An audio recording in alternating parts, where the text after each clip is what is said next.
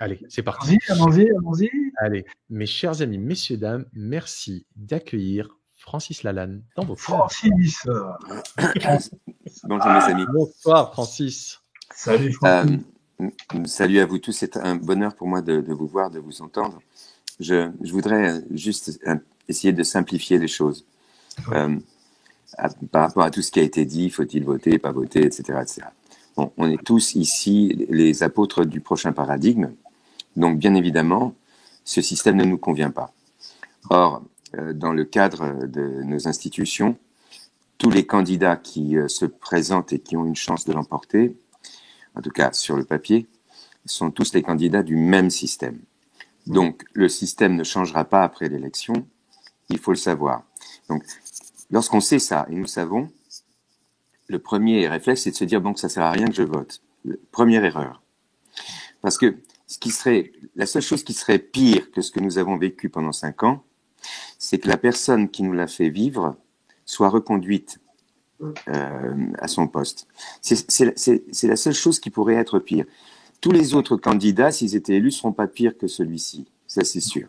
Surtout, si le peuple leur adresse un message en ne reconduisant pas celui qu'il vient de subir. Le message, c'est de dire au prochain président de ce système, attention, si tu nous refais le coup de Macron, non seulement on te dégage, tu ne seras pas réélu, mais en plus on t'attend à la sortie et on va te faire comparaître en justice. Parce que, pourquoi c'est très important que l'actuel président ne soit pas réélu, c'est parce que c'est la seule manière dont nous disposons pour pouvoir le faire comparaître devant un tribunal et qu'il réponde des crimes qu'il a commis.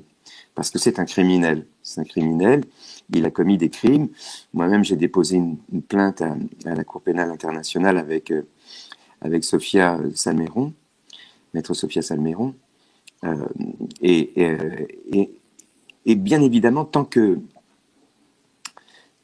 cette personne sera aux responsabilités, cette personne sera intouchable. Mais dès qu'elle ne sera plus élue, elle pourra comparaître devant un tribunal de droit commun, comme ça a été le cas pour M. Sarkozy, ex-président, qui maintenant se balade avec un bracelet électronique. Et donc, il faut absolument que cette personne se balade très prochainement avec un bracelet électronique et, bien évidemment, très rapidement soit mise sous les verrous et subisse une peine de prison importante pour les sévices qu'elle a fait subir à la population française. Et avec cette personne, toutes les personnes qui l'ont soutenue. Parce que c'est pas simplement ce monsieur qu'il ne faut pas reconduire aux responsabilités, mais c'est également tous les députés qui lui ont servi la soupe, tous les élus, tous les animateurs de télévision, tous les gens qui ont été les complices des crimes qu'a commis ce monsieur. Et pour ça, il faut que ces gens-là ne soient pas réélus. C'est ça qui est très important. Donc, se dire, oui, évidemment, le système ne va pas changer, c'est tous les mêmes, donc ça ne sert à rien de voter, c'est une grave erreur. Pourquoi? Parce que c'est arithmétique. C'est simplement arithmétique. Si nous sommes nombreux à voter, eh bien, il sera beaucoup plus difficile pour lui de faire état d'un pourcentage important. Si nous ne sommes pas nombreux à voter, avec très très peu de voix, il peut avoir un pourcentage important. C'est ce qui s'est passé lors des dernières élections. Or, il y aura une fraude sans précédent à ces élections, puisqu'ils se sont dotés de tous les moyens pour frauder. Dominion, dont on parlait tout à l'heure, Marie-Jeanne, mais pas seulement Dominion. Tous les votes en EHPAD, qui sont des votes par procuration, sont déjà récupérés par la Macronie. Tous les votes des Français à l'étranger, qui passent par les ambassades, sont déjà récupérés par la Macronie.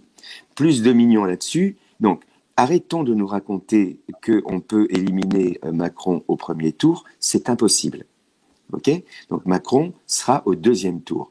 Voilà pourquoi, à mon sens, il faut nous concentrer sur le deuxième tour et expliquer aux Français et aux Françaises que rien ne peut être pire que ce président. Il faut les déculpabiliser si au deuxième tour arrive quelqu'un dont la presse de la Macronie, puisque toute la presse et tous les médias sont entre les mains de la Macronie, nous diront que ce sont des barbares, d'extrême droite, etc., etc. Il n'y a pas en France de parti barbare. Il y a des gens qui ont des idées plus à droite, plus à gauche, ok, mais il n'y a pas de parti nazi en France, d'accord. Ces partis-là, s'ils existaient, ils sont autorisés en Ukraine, mais ils ne sont pas autorisés en France, d'accord. Donc, en France, il y avait autrefois Monsieur Le Pen, le père, qui a été mis en place par François Mitterrand et qui a servi d'épouvantail pour faire élire les ultralibéraux au second tour. Et sa fille, Marine Le Pen, l'a très bien compris. C'est pour ça qu'elle a viré son papa du parti, qu'elle a plutôt transformé son parti aujourd'hui en parti de centre droit. Et c'est pas parce qu'elle s'appelle Madame Le Pen qu'elle est à l'extrême droite comme son papa. D'ailleurs, si elle était toujours à l'extrême droite comme son papa, Monsieur Zemmour n'aurait pas récupéré son électorat le plus radical. Donc aujourd'hui, l'extrême droite, telle qu'on telle que l'a créé François Mitterrand en mettant en place Monsieur Le Pen, c'est plus Marine Le Pen qui représente l'extrême droite aujourd'hui, c'est Zemmour qui représente l'extrême droite. Marine Le Pen, elle représente aujourd'hui le centre droit, c'est-à-dire ce que n'est plus le LR. Okay, et donc, si par exemple Madame Le Pen arrive au deuxième tour face à Monsieur Macron, il ne faudra pas que les Français se laissent embobiner et se laissent raconter que si on vote pour elle, on va voter pour l'extrême droite. C'est faux. L'extrême droite, il y a pire que l'extrême droite en ce moment telle qu'elle a été représentée en France. En tout cas, c'est ce que j'appelle l'extrême centre. Ce sont les ultralibéraux, les gens qui ont vendu tout ce qui avait de la valeur en France, qui sont en train de démanteler notre pays, qui ont vendu toutes les richesses de notre pays, qui ont plongé notre pays dans un chaos économique, bientôt la famine, bientôt la disette, qui ont mutilé des populations civiles en utilisant la police. Des gens en uniforme présentés comme étant la police, mais moi je me rappelle les avoir entendus parler entre eux. Marie-Jeanne, tu t'en souviens, on savait même pas en quelle langue ils parlaient quand ils parlaient entre eux. Hein, et ça ressemblait beaucoup à de l'ukrainien, en tout cas. Bon. Et donc ce que je veux dire, c'est que aujourd'hui, le travail à faire, c'est pas de se dire qu'il y a un candidat qui est mieux que l'autre. Il n'y en a aucun qui est mieux que l'autre. Donc on va voter pour le même président, c'est-à-dire un président qui défend le système mondialiste, le système capitaliste, le système représentatif, comme tu disais, Aïssam, c'est-à-dire le contraire de la démocratie. Et ce que nous voulons, nous, un jour, pour notre pays et pour le monde, c'est la démocratie. Donc il va falloir que nous organisions cela parallèlement, puisque de toute façon, là, il va y avoir un président du système qui va être reconduit. Et étant reconduit, on va encore être dans ce système-là au moins pendant 5 ans. Et d'ici 5 ans, il faut qu'on ait trouvé, nous, une solution, nous les citoyens, pour nous unir et proposer un nouveau paradigme. Mais simplement, je veux dire ceci, et je vais conclure là-dessus. Ce qui va se passer là, il faut que nous soyons totalement, nous-mêmes, dépourvus d'émotions dans ce vote.